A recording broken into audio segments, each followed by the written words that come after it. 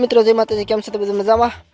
આજે આપણે આવ્યા છીએ આપણે બીજી વાડીએ, જે ઓલી પહેલી વાડી છે આપણે આ મલસિંગ વાળી જો આ જગ્યા ઉપર છે આપણે એની એક્ઝેક્ટ સામે આ બીજી વાડી છે.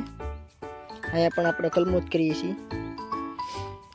આ વાડીએ થોડુંક કલમમાં નબળું છે, ઓલી વાડી જેવી કલમ નથી બની અહીંયા, કારણ કે ધૂળનો પણ ફેર આવે, સફેદ ધૂળ છે અહીંયા એટલે કલમ કેવરાવે છે. આમાં જમીન જેટલી ટાંસવાળી હોય ને એમાં કલમ થાય છે, અને કરાળ જમીનમાં કલમ નથી થતી.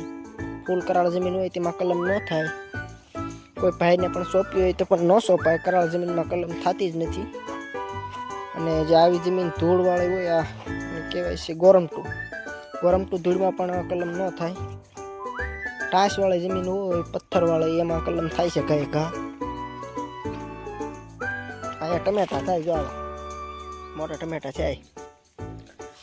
કલમું તો આમાં ન થાય એટલી બધી, તો છતાં પણ આપણે વાવીએ છીએ.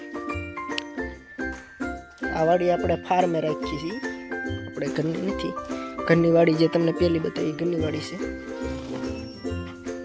આપણે અહીંયા પીળી કલમ પડે થોડીક વધારે, તો આ બીજા રાઉન્ડના બંજા પડી જાય પણ કોળા જ નથી. હવે આપણે સિક્કું ઉતારવાનું કામ પણ ચાલુ છે. આપણે બધા સિક્કું જ પડ્યા છે, એક જગ્યાએ ભેગા કરીએ છીએ અત્યારે.